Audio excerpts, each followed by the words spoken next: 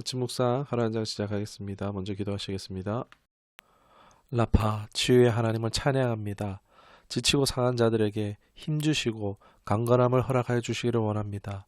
가장 약한 자들로부터 치유와 회복함을 더하는 은혜가 있게 하여 주옵소서.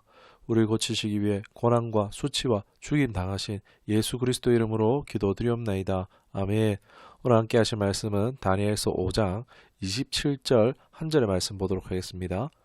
대길은 왕을 저울에 달아보니 부족함이 보였다 하미요. 아멘. 오늘 말씀의 제목은 부족한 삶 아닌 풍성한 삶이 됩시다 라는 제목으로 말씀 나누도록 하겠습니다. 바벨론의 왕 느부갓네살이 하나님의 영광 돌리는 조서를 내린 후 그 1년 뒤 약 72세의 나이로 죽게 되어지고 그 뒤로 그의 아들 벨사살이 왕위를 이어받습니다.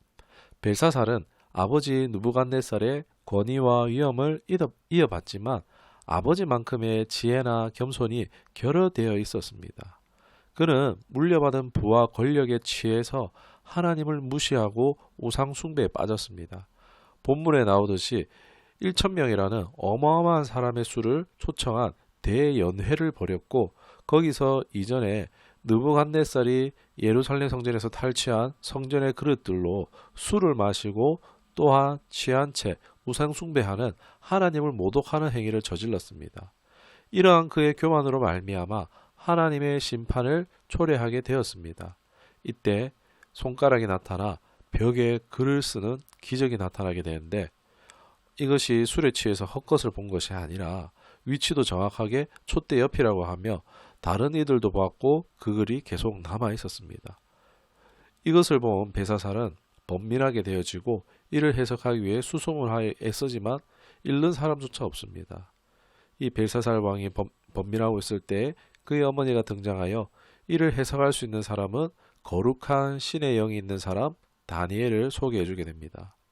벨사살은 값진 보상과 바벨론의 3인자의 자리라도 내어주겠다며 다니엘에게 해석해달라고 도움을 요청합니다.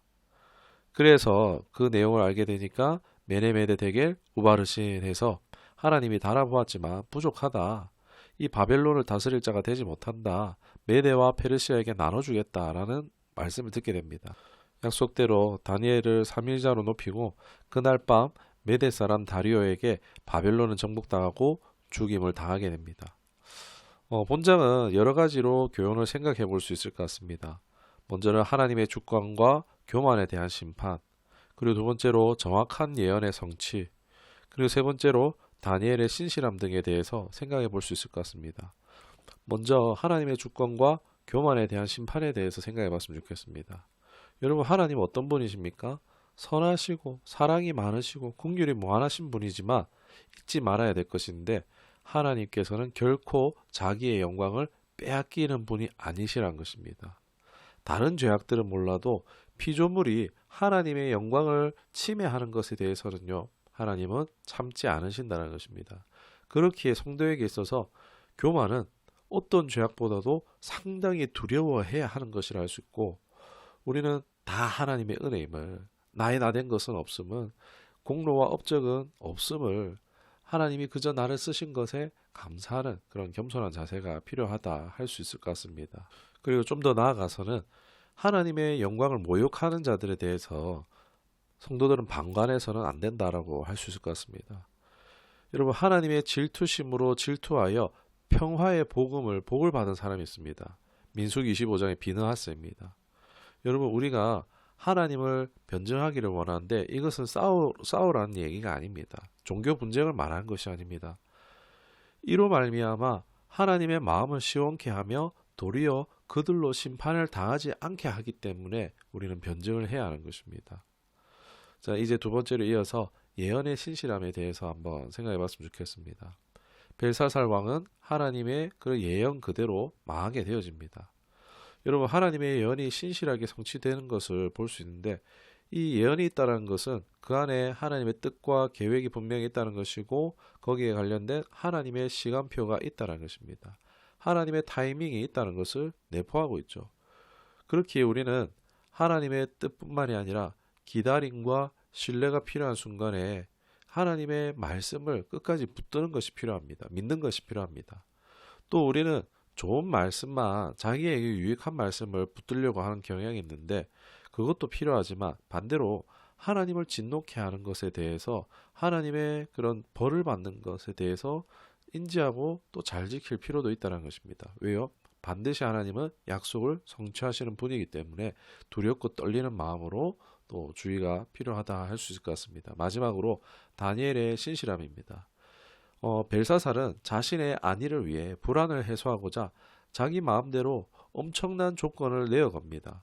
바벨론의 3인자, 세상 사람들 같으면 완전 혹할 만한 엄청난 특혜라고 할 수 있습니다. 그러나 다니엘의 반응은 어쩌죠?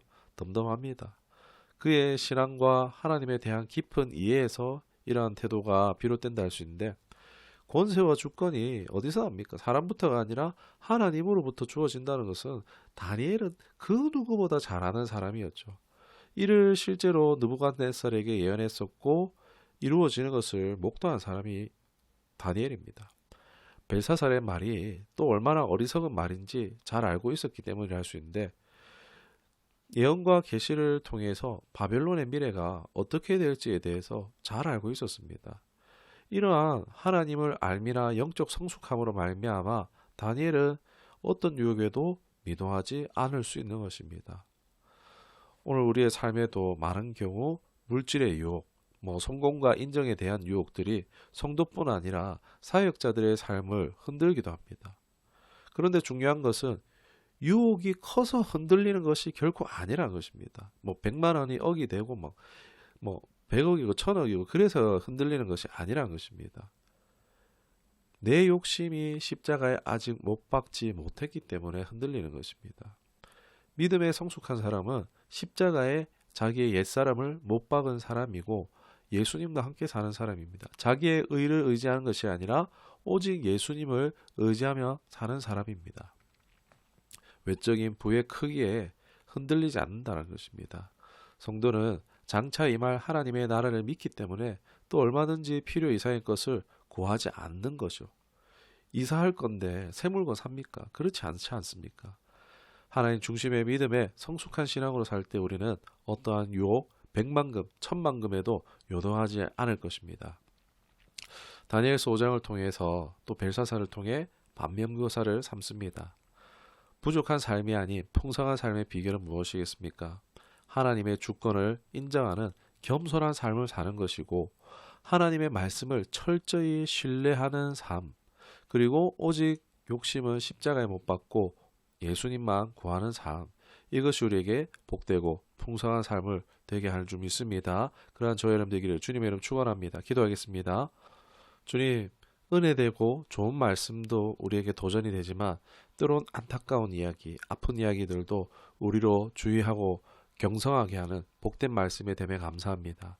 우리의 삶을 측량하시는 하나님을 오늘 우리가 기억하며 부족한 삶이 아닌 풍성한 삶이 될 수 있도록 성령 하나님 붙드시고 도우시고 인도하여 주옵소서. 예수님의 이름으로 기도드리옵나이다. 아멘.